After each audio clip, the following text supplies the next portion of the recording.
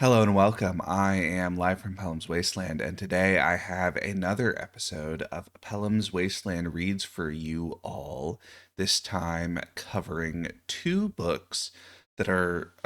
sort of both from a similar period and I think are interesting in comparison in that they sort of engage with this, late 18th, early 19th, not 18th, late 19th, early 20th century kind of idea of the colonial empires, not necessarily at the end, but sort of in the period where this project of 19th century European colonialism is, in some sense, I suppose, on the decline, or the kind of vision of the eventual collapse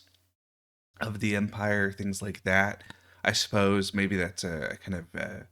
teleological view to take of history from this point, but whatever, who cares? Anyway, this is The Four Feathers by A.E.W. Mason and The Hidden Force by Louis Couperus. Both of these from, like I said, a similar time. The Four Feathers published in 1902 and The Hidden Force published in the year 1900. Um, and these are, yeah, two kind of interesting comparisons. The Four Feathers is a story about a British officer, a young man who is in the British Army, and his particular struggles, I guess you might say. His dad was a general, and when his mother died when he was very young, and he has sort of always had this um, basically this fear of kind of militarism, this fear of dying in battle, all of that sort of stuff, and basically when there is the the modest revolt in the Sudan starts up, he ends up resigning his commission and getting out of the army just before they are sent to Egypt and the Sudan. And he ends up being chastised by fellow officers with these three white feathers that they send to him, to which a fourth is added by his fiance, who decides that he is a coward and all of this sort of stuff, and that he you know be be a sort of a mark of cowardice against him. And then the rest of the book is him attempting to make good on his sort of personal struggles and figure out how to make it right and all of that sort of stuff. And it is, I would say, all right. Apparently, this book in particular was seen as a exemplar for this kind of late Victorian, early 20th century vision of the kind of um, colonial British sort of this idea of like the stiff upper lip and the empire and all of that sort of stuff, which makes it interesting because I think it is in some sense not just that, because there are, I think, moments that are pretty insightful with the characters. There's a couple of moments, especially with some of these minor characters, that are well done and interesting. But I think on the whole, this is a book that has not aged that well. It sort of sits at a weird place of having some elements of this kind of period adventure fiction without reaching really the heights of excitement that some of the other stuff I'm thinking about, like H. Rider Haggard, King Solomon's Mines, and all of that. This kind of other much more pulpy, but in some ways I think a type of story that has maintained its relevance in some sense by having that kind of exciting and pulpy feel in a way that the Four Feathers doesn't necessarily capture as well, even though there are moments that feel like that kind of exaggerated adventure fiction. Um, but anyway, I think this is an interesting kind of very specific vision of a particular period in history, and one kind of version of what the, like I said, what the British colonial project of this time is like. And then the other side, the other book is The Hidden Force, which I think The Hidden Force is, I guess I'll just start by saying, a better book. I think it is more interesting, even if not perfect. But The Hidden Force is about the Dutch East Indies colonial project, and the district commissioner and his attempts at maintaining order and controlling all of the things that are happening. And there's a complex web of relationships between all of these different characters, and some of them are Dutch, and some of them are kind of Dutch colonials, and some of them are colonial people from Java and from this part of the world, who do not have any Dutch background, and this kind of interlocking sense of their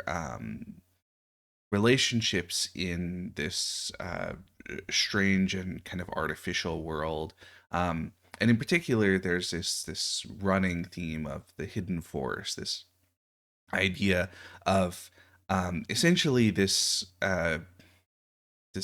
historical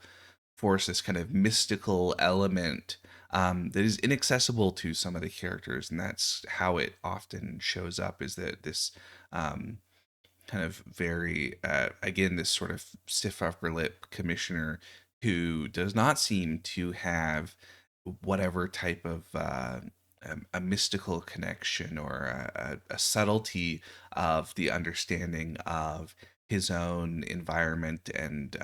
this entire kind of colonial project, and therefore doesn't really kind of tap into this idea of the hidden force in a way that other characters do. And it is kind of presented as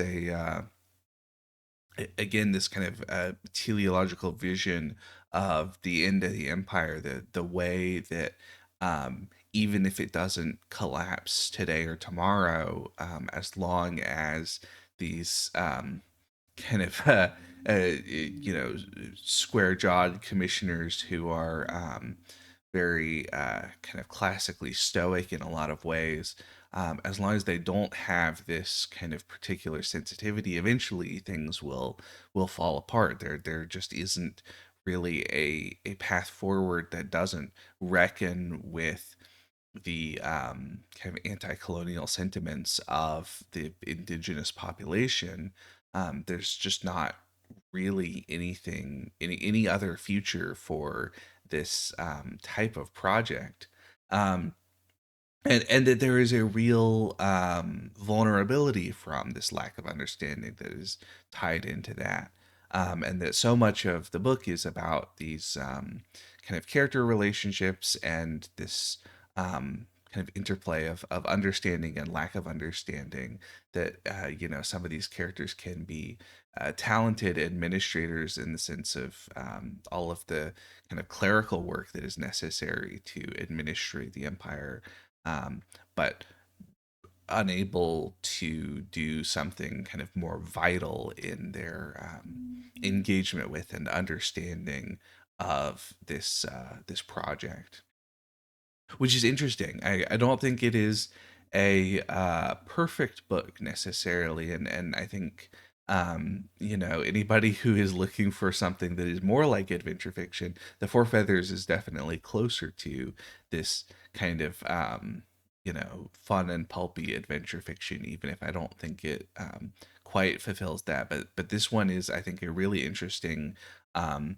different vision of this type of period and this type of um,